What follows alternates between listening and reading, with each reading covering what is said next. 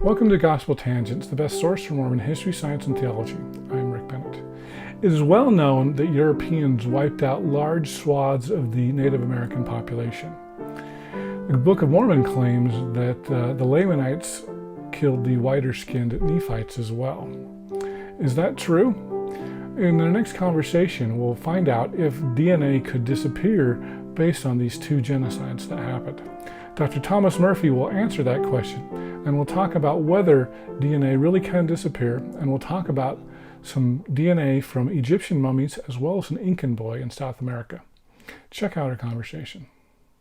And this is one of our major criticisms of the DNA essay, is that it suggests that maybe DNA was lost because the ancestors of the American Indians, Lamanites, destroyed an ancient white nation of Nephites. It accuses American Indians of genocide. The DNA essay does, and the Book of Mormon does. Now, as we learned from Pete Jemison, that's not at all what happened. That's not the facts. That it was the settler colonists that were engaging in a genocidal warfare against American Indians. And there was the settlers, I think many of them were uncomfortable with that because it's obviously contradictory of Christian teachings, right? There are examples of genocide in the Bible, so you could justify it that way. But generally, if you believe you should love one another, and you believe that Jesus is teaching peace, then that's a problem if you are engaging in the annihilation of another people. Well, we have the Crusades, right? So it's not just Mormons that are doing this. I think the settlers, long before Joseph Smith came along, were developing ways of reconciling that. And the ways that they were trying to reconcile that was that they said, well, the Indians around us, they look like savages. But we look and we see all these monuments that, this evidence of great architecture, big mounds, and evidence of a sophisticated culture. It couldn't have been these Indians, must have been an ancient white race that did this. Now, that's convenient to suggest that, because if there was an ancient white race that created civilization in the Americas and the remnants of that civilization, then you can say, well, the American Indians and their ancestors must have destroyed them. They must have done what we're doing right now. And so it becomes a way of solace. It becomes a mythological tradition that helps settler colonists to reconcile their own violation of their own ethics. So you're talking about the historical claim, not the essay saying this. Is that correct? No, I'm talking both. I'm talking about both. So the essay makes an explicit accusation of genocide against American Indians. It doesn't use the word genocide, but it says that DNA evidence may have been destroyed by this ancient annihilation of the Nephite population. Well, so let me push back on that a little bit, because I talked to Ugo, and he told me, he had a big part of writing that essay, and in my conversation with Ugo, he made the claim that you can't find, that if you find European DNA or Middle Eastern DNA in Native Americans, it's because genetic scientists say, well, that must be post-Columbian DNA, that it couldn't be and he says you can't really distinguish with that.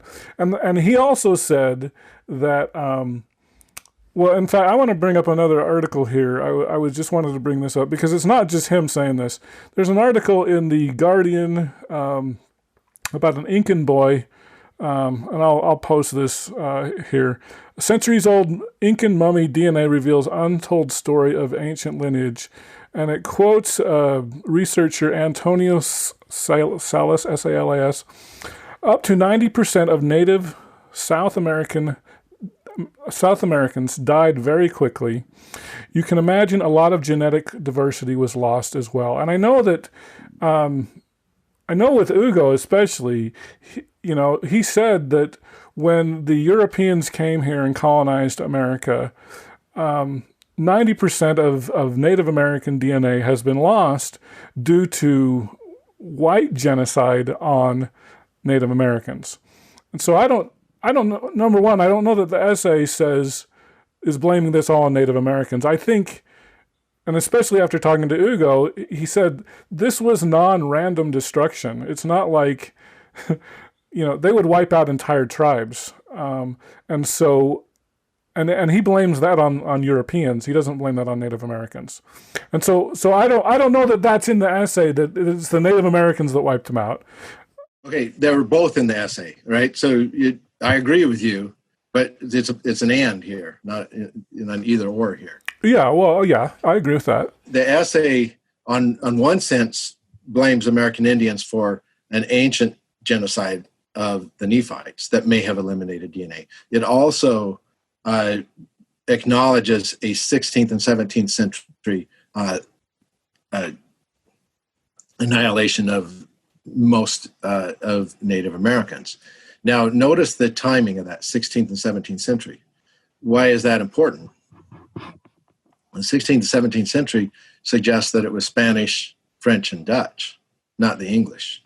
You really look at the genocide continued in the 18th and 19th century. Even Mormons themselves participated in it in the colonization of the Great Basin. So that destruction of native populations, its apex was around 1900. Okay, it was, so the 18th and 19th centuries, the essay ignores altogether. So we're also critical of the essay for not acknowledging the English and American role in genocide. And it really overlooks those and suggests, blaming the French, the Spanish, and the French and the Dutch, and not the Americans is what you're saying.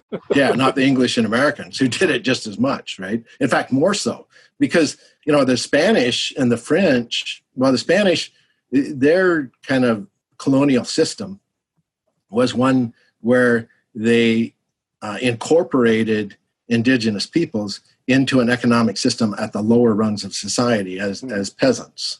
Okay? Second class campesinos, put it in Spanish. They are incorporated into the society. Okay, enslaved for sure, but incorporated into the society, into the colonial society. The French had a little different perspective. The French kind of more incorporated themselves into the indigenous society, and use trade and economics to their advantage, but operating within an indigenous system. Okay, so the social structure under the French was largely still indigenous. Okay, and one of my mentors, Richard White, describes that as a middle ground of the French. Now, the English use a different strategy. And so the English, initially, they were kind of incorporating, as I said earlier, bringing the kids into the homes and stuff. They were kind of a little more like the Spanish in those initial periods, but eventually with what's called the King Philip's War, and so they adopt a different approach, and that is to exterminate. They adopted a genocidal approach towards indigenous populations and wipe them out and remove them from their indigenous territories.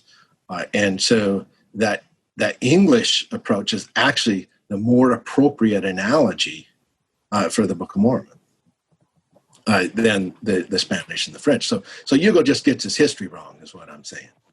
Okay, well, I will also just mention this. I know, especially with Paul Reeve, because Paul Reeve wrote the Black and Priesthood essay, and I know he has a frustration.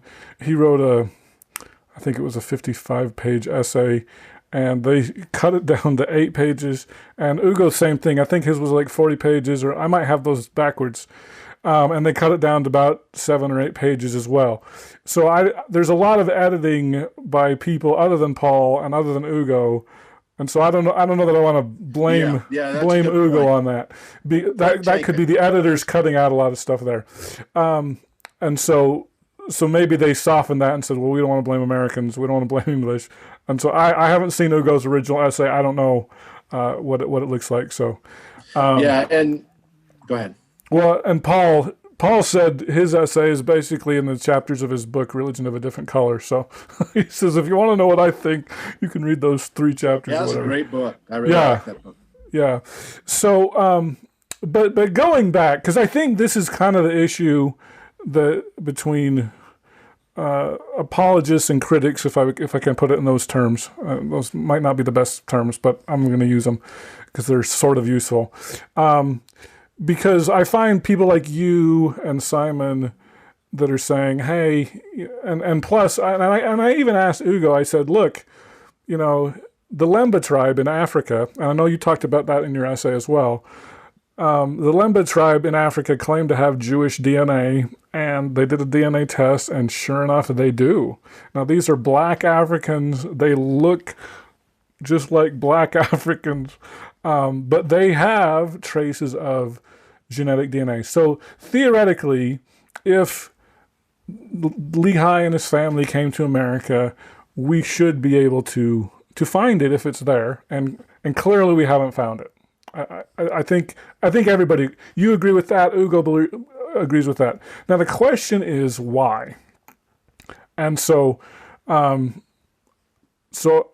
correct me if I'm wrong. You and Simon would say that's because there's no DNA to find.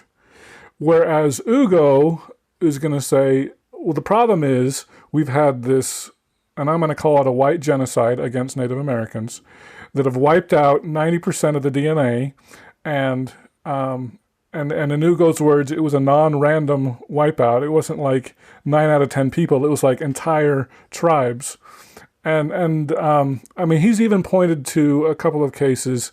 The Incan boy, there's a mummy found, let me see if I can find when that was, 500 years ago, Incan boy. They found this mummy of an Incan boy. The DNA doesn't match any native cultures. So that would seem to imply that, yes, DNA can appear, especially when you have a genocide that's wiping out. I also found another article here about Egyptian mummies, which I was surprised about, that range from 1388 BC to 426 AD, that their DNA does not match modern Egyptian DNA, and it looks more Middle Eastern than Sub-Saharan African. So this would seem to indicate, well, why would these Egyptian mummies in Egypt not match current Egyptians? And I know in my previous conversation with Ugo, he mentioned that we have records that people from, was it Iceland or Greenland? I get those two mixed up. I think it was Greenland. Vikings came to Canada. We have huts from the Vikings that are there. They came 400 years ago. There is no Viking DNA in Canada. So he makes the point, and he is a population geneticist, so this is kind of in his wheelhouse, that DNA can disappear. And so those are 3 examples, Vikings, Egyptians, and the Incan boy in South America, that show that DNA can disappear. So how do you respond to that? Yeah, great question. And so let's take it in kind of reverse order. Let's look at the Viking one first, because that's kind of interesting. And so there's ample archaeological evidence, as well as written or historical evidence of Vikings getting to the Americas, Nova Scotia in particular, before Columbus and so on, right? Right. But they also were driven back. Now, there is actually genetic evidence of that colonization, but it's not found in Canada. Okay, it's found in Iceland. And it's indigenous Native American DNA found in Iceland. So Native people went back, at least some, with the Vikings, and left a genetic imprint of that colonization. Now, we haven't yet found that also in Canada. We may eventually. Okay, but there actually is genetic evidence of that. Well, and Ugo did mention that Native Americans were found in Greenland, but not the other way around. Yeah, in Iceland, yeah. So why can't we find Viking DNA in Canada? You're just saying that it will come. Is that what you're saying? It's possible that it was a very short. It was a very short colonization. I thought it was 200 years. They went back, right? And so presumably there was some intermarriage, or else we wouldn't have the Iceland and Greenland evidence of it. So there was probably some intermarriage, but maybe those descendants went back. That's one possibility, or certainly some people were killed, and another possibility is that it's there. We haven't found it yet, or haven't been able to distinguish it. Well, doesn't that give hope to Book of Mormon people? We just haven't found it yet. You always, as a scientist, I always leave open possibilities, right? You need to be open to future evidence. And I wouldn't put a lot of hope on that, okay? Because we do have a pretty good idea from elsewhere of when this intermixing occurred. There's some great articles that the church essay, some of which came out after the church essay, or the first draft, certainly, that Hugo may have done. But there's actually quite a bit of research now looking at the timing of the intermarriage, of distinguishing the ability to distinguish the 16th century and later influxion of European and African DNA from Latin Americans. And so there's actually quite a few articles on that, and even Simon Southerton in his new book summarizes a lot of that evidence, showing that we can do a lot better job now of timing the introduction of that small amount of European and African DNA that's found among Native Americans, and timing it to the 16th century and afterwards. So that evidence is there and not adequately acknowledged in the essay. Now, when we say, well, there are situations where there's ancestral DNA that's found and doesn't have descendants. Well, I come from a region where the opposite is the true. Okay, so in Coast Salish region, so the oldest fossils that have been genotyped in this area have direct descendants among Coast Salish people in Canada and Western Washington. And the ancient one, or the Kennewick man, has direct descendants in the Colville Confederated Tribes. So there's continuity from the earliest fossils we find in the Pacific Northwest to today. Okay, despite the significant disruptions of colonialism and the diseases.